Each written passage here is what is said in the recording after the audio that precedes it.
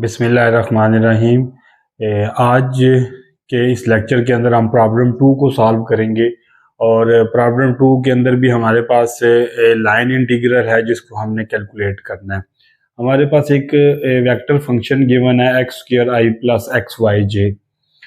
Vector function हमारे पास given है और जो हमारे पास कर्व है, जो हमारे पास पाथ है जिसके अलांग हमने लाइन इंटीग्रल को फाइंड करना है, वो हमारे पास एक स्क्वायर है और यहाँ पे लिखा हुआ है in the plane z is equal to 0। तो z इज इक्वल टू 0 का मतलब ये होता है कि एक्स वाई प्लेन। अगर हम बोलें x इज इक्वल टू 0 तो इसका मतलब होगा वाई जी प्लेन, और अगर हम बोलें y इज इक्वल टू 0 तो इसका मतलब होगा एक्स जी प्लेन। तो यहाँ पे z इज इक्वल टू 0 है तो इसका मतलब ये है कि हमारे पास जो कर्व है वो किसी प्लेन में है, और वो प्लेन क्या है, z इज इक्वल टू 0, और z इज इक्वल टू 0 का मतलब होता है एक्स वाई प्लेन। और उसकी बाउंड्रीज भी गिवन है, x की बाउंड्री गिवन है, x 0 से लेके a तक बाउंडेड है और y जो है वो 0 से लेके a तक बाउंडेड है। तो एक्स वाई प्लेन के अंदर एक स्क्वायर हमारा कर्व है। तो सबसे पहले हम क्या करेंगे, अपनी प्रॉब्लम की ज्योमेट्री को बना लेंगे। तो इस साइड के ऊपर मैं प्रॉब्लम की ज्योमेट्री को बना लेता हूँ। ये हमारी प्रॉब्लम की ज्योमेट्री कुछ इस तरह से होगी कि ये हमारे पास क्या हो जाएगा, ये हमारे पास एक्स एक्सिस हो जाएगा और ये हमारे पास क्या हो जाएगा, ये हमारे पास वाई एक्सिस हो जाएगा। और देखिए यहाँ पे x 0 y 0, चले मैं इसे नाम देता हूँ, this is our x axis and this is our y axis. और x 0 और y 0 है तो इसका मतलब है ये हमारे पास क्या आ जाएगा, ऑरिजिन आ जाएगा। और इसको मैं किसका नाम दे देता हूँ, o का नाम दे देता हूँ जी। अब इसके बाद अगला पॉइंट देखें, x is equal to a है। तो आप सपोज कर लें कि ये a क्या होगा, यहाँ पे होगा, ये हमारे पास x is equal to a होगा और इस पॉइंट को मैं डोनेट कर देता हूँ कैपिटल A के साथ।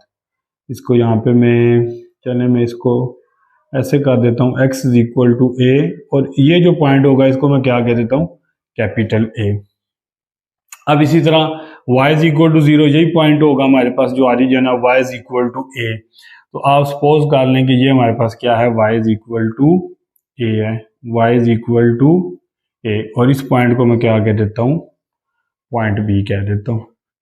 ठीक हो गया जी। अब ये एक तो हमारे पास ये आ गया, दूसरी हमारे पास ये लाइन आ गई। अब यहाँ पे आप देखें कि एक स्क्वायर को हमने मुकम्मल करना है, तो फिर हम यहाँ पे एक पॉइंट ले लेते हैं। लेट्स सपोज मैं ऐसे कर लेता हूँ, यहाँ पे मैं एक लाइन ड्रा कर लेता हूँ दिस वन, और यहाँ से मैं एक लाइन ड्रा कर देता हूँ दिस वन। अब ये वाला जो हमारे पास पॉइंट बनेगा, इस पॉइंट को मैं C का नाम दे देता हूँ, और ये हमारे पास क्या होगा, यहाँ पे x भी A है और y भी क्या है, A है। और इसी तरह ये हमारे पास क्या हो जाएगा, हमारा स्क्वायर कंप्लीट हो जाएगा। हाँ जी, तो ये हमारे पास क्या आ गई, ज्योमेट्री ऑफ द प्रॉब्लम आ गई। ये हमारे पास एक स्क्वायर है, इसमें ये जो लाइन है ये x एक्सिस को रिप्रेजेंट कर रही है और ये किसको रिप्रेजेंट कर रही है, y एक्सिस को रिप्रेजेंट कर रही है। तो अब हमने क्या करना है, बेसिकली ये हमारे पास आप कह सकते हैं कि ये C1 पाथ आ गया है, ये हमारे पास C2 पाथ आ गया है, ये हमारे पास C3 पाथ आ गया, और ये हमारे पास C4 पाथ आ गया कि हमने पूरे कर्व C को 4 पार्ट्स में क्या कर दिया, डिवाइड कर दिया। अब हमने ये करना है कि C1 के अलांग अलग लाइन इंटीग्रल कैलकुलेट करना है, C2 के अलांग अलग से लाइन इंटीग्रल को कैलकुलेट करना है, इसी तरह C3 और C4 के अलांग। इन चारों को कैलकुलेट करके हम इन चारों को क्या कर लेंगे, ऐड कर लेंगे। तो अब ये किस तरह कैलकुलेट होगा, इसको जरा आप लोग देखें। तो सबसे पहले आप f डॉट डी आर को निकाल लें। r हमें पता है पोजीशन वेक्टर होता है, तो r हमारे पास क्या होता है, एक्स आई प्लस वाई जे। तो इसी तरह डी आर हमारे पास क्या आ जाएगा, डी एक्स आई प्लस डी वाई जे। तो यहां पे मैं क्या कर लेता हूं, एफ डॉट डी आर को मैं सबसे पहले कैलकुलेट कर लेता हूं, एफ डॉट डी आर। तो एफ हमारे पास क्या है, एक्स स्क्वायर आई। अगर इसको मैं डायरेक्ट कर दूं तो ये मेरे पास क्या आ जाएगा, एक्स स्क्वायर डी एक्स और इस तरह आ जाएगा plus x y d y. तो ये हमने क्या कैलकुलेट कर लिया, एफ डॉट ये डी आर को हमने कैलकुलेट कर लिया। अब हमने क्या करना है, लाइन इंटीग्रल कैलकुलेट करना है। Calculate line integral along the path C1। तो वो फिर हमारे पास क्या आ जाएगा, अब देखिए C1 पाथ को आप देख लें, मैं तो इसको लिख भी देता हूं कि हमने क्या कैलकुलेट करना है, C1 पाथ के अलोंग लाइन इंटीग्रल को हमने क्या करना है, कैलकुलेट करना है।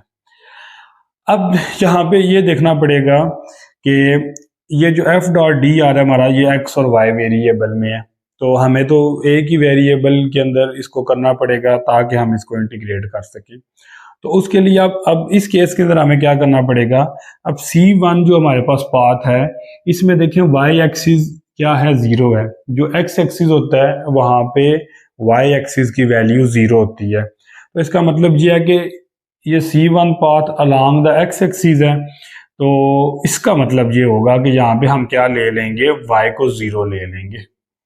y हमारे पास क्या आ जाएगा, जीरो आ जाएगा, और जो x होगा वो जीरो से लेके स्मॉल a तक वरी होगा, ये हमें क्वेश्चन में भी गिवन है। अच्छा जी, अगर y जीरो है तो फिर dy भी क्या हो जाएगा, हमारे पास जीरो हो जाएगा। तो अब हमने क्या करना है, बेसिकली ये जो हमारा एफ डॉट डी आ रहा है, इसके अंदर आप वैल्यूज पुट कर देंगे, y को भी जीरो पुट कर देंगे और dy को भी क्या कर देंगे, पुट जीरो पुट कर देंगे। और हमारे जो कर्व के अंदर जो लिमिट आएंगी वो क्या आएंगी, x की लिमिट्स आएंगी, वो क्या आएगी, जीरो से लेके a तक। तो ये फिर हमारा इंटीग्रल शिफ्ट हो जाएगा जीरो से लेके a तक, x square D x plus, अब देखिए यहाँ पे y में जब जीरो पुट करेंगे और dy को भी जीरो पुट करेंगे तो ये हमारा सारा क्या हो जाएगा, जीरो हो जाएगा। अब आप इस सारे को इंटीग्रेट करके लिमिट्स पुट कर लें तो ये आपके पास क्या आ जाएगा, a क्यूब ओवर 3। ठीक होगा जी, ये इसकी इंटीग्रेशन आएगी x cube over 3, limit put करेंगे तो ये a क्यूब ओवर 3 आपके पास बन जाएगा। तो इसको आप कोई 1 का नाम दे दें। अब आप कर्व 2 के ऊपर आ जाएं जी, ये जो हमारा पाथ C2 है, इसके अलांग हम लाइन इंटीग्रल को कैलकुलेट करेंगे और देखें ये कैसे कैलकुलेट होगा। ये हमारे पास आ जाएगा integral C2 F dot D R is equal to G. अब इसी तरह आप यहाँ पे देखें कि ये जो हमारे पास कर्व C2 है, इसमें x वेरी नहीं हो रहा, x की वैल्यू यहाँ पे x is equal to a fix है। और दूसरा आप यहाँ पे ये भी दे सकते हैं कि ये जो C2 जो कर्व या हमारे पास पाथ है, ये y एक्सिस के क्या है, पैरेलल है। तो इट्स मीन कि आप इसको y एक्सिस कह सकते हैं। तो y एक्सिस के ऊपर जो x एक्सिस होता है उसकी वैल्यू चेंज नहीं होती, मतलब y एक्सिस के ऊपर x एक्सिस की वैल्यू जीरो होती है। लेकिन चूंकि ये जो हमारे पास पाथ है ये ऑरिजिन से नहीं है, ये यहाँ से है, तो यहाँ पे x की वैल्यू हमारे पास क्या है, a है, मतलब फिक्स वैल्यू है। तो अब इस केस के अंदर हम क्या करेंगे, यहाँ पे x is equal to a ले लेंगे। तो फिर यहाँ पे जब x का डिफरेंशियल लेंगे dx, तो वो हमारे पास क्या आ जाएगा, जीरो आ जाएगा। और यहाँ पे लिमिट्स हमारे पास क्या आ रही हैं जी, लिमिट्स y की आ रही है हमारे पास, तो यहाँ पे y की वैल्यू जीरो है और यहाँ पे y की वैल्यू a है। तो ये जो C2 पाथ की लिमिट्स बनेंगी वो y में होंगी और वो जीरो से लेके a तक होंगी। तो ये हमारे पास बन जाएगा जीरो टू a। अब देखिए यहाँ पे जब हम dx को जीरो पुट करेंगे ये सारा जीरो हो जाएगा, x की जगह a पुट कर देंगे, y ऐसे ही रहेगा और फिर dy भी ऐसे ही रहेगा। अब आप इसको सॉल्व कर लें तो ये हमारे पास क्या बन जाएगा, ये हमारे पास बन जाएगा a, y की इंटीग्रेशन क्या आ जाएगी, वाई स्क्वायर ओवर 2, और ये हमारे पास बन जाएगा वाई स्क्वायर, तो लिमिट पुट कर लें तो ये हमारे पास बन जाएगा a क्यूब ओवर 2। इसको आप किसका नाम दे दें, 2 का नाम दे दें। अब इसी तरह हम C3 पाथ के लॉन्ग लाइन इंटीग्रल को कैलकुलेट करेंगे। तो मेरे पास स्पेस कम है तो मैं इसको क्या कर देता हूँ, क्वेश्चन को रेज कर देता हूँ, क्योंकि क्वेश्चन हमें मालूम है।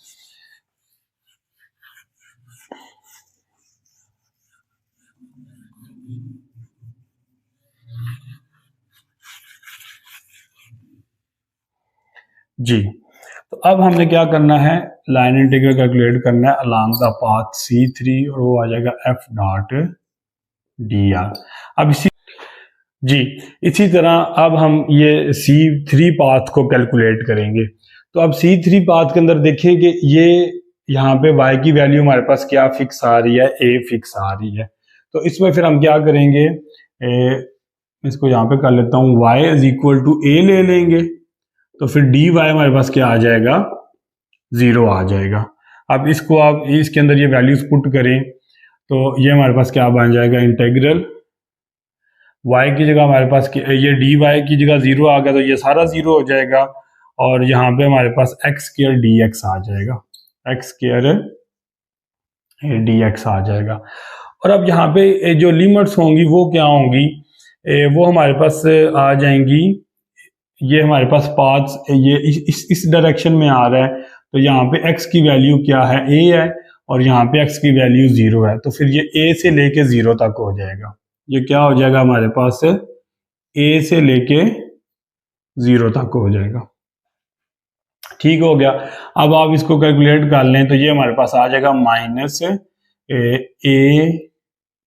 Cube over 3। इसकी इंटीग्रेशन करें x cube over 3, upper limit 0 minus lower limit, तो आपके पास ये आ जाएगा, और इसको आप किसका नाम दे दें, 3 का नाम दे दें।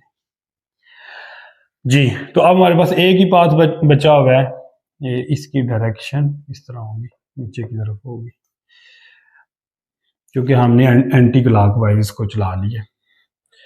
जी, अब हमारे पास पाथ आ गया C4, तो अब हम क्या करेंगे, लाइन इंटीग्रल कैलकुलेट करेंगे अलोंग द पाथ C4। तो ये हमारे पास क्या आ जाएगा, F डॉट dr।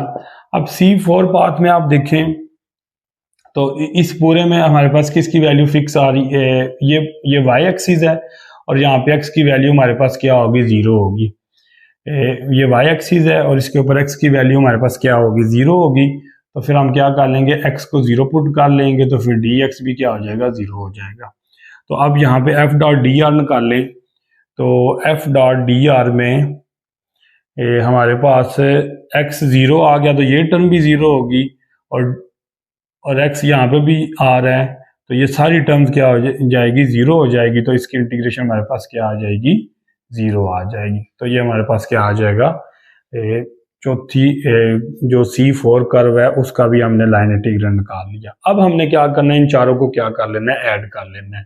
तो इन चारों को जब ऐड करेंगे तो हमारे पास क्या रिजल्ट बनेगा, वो हमारे पास ये आ जाएगा, integral complete curve F dot D are. तो हमारे पास 1 क्या था, a cube over 3, a cube over 3, 2 क्या था, प्लस a क्यूब ओवर 2, जो 3 था वो हमारे पास क्या था, माइनस a क्यूब ओवर 3, और जो 4 था वो हमारे पास क्या आ गया, 0 आ गया। तो ये दोनों हमारे पास कैंसिल हो जाएंगे और हमारे पास जो नेट आंसर बनेगा वो बनेगा a क्यूब ओवर 2। तो ये हमारे पास क्या आ जाएगा, हमारा आंसर आ जाएगा। तो ये एक डिफरेंट टाइप का क्वेश्चन था जिसके अंदर हमारे पास एक स्क्वायर आ गया था, और हमने स्क्वायर की हर साइड के ऊपर लाइन इंटीग्रल को कैलकुलेट किया और उन सबको हमने क्या कर लिया, ऐड कर लिया। तो हमारे पास जो रिजल्ट है वो क्या आ गया, a क्यूब ओवर 2। तो ये हमारी प्रॉब्लम 2 थी। इंशाल्लाह नेक्स्ट वीडियो के अंदर हम लाइन इंटीग्रल की प्रॉब्लम 3 को डिस्कस करेंगे। बहुत शुक्रिया।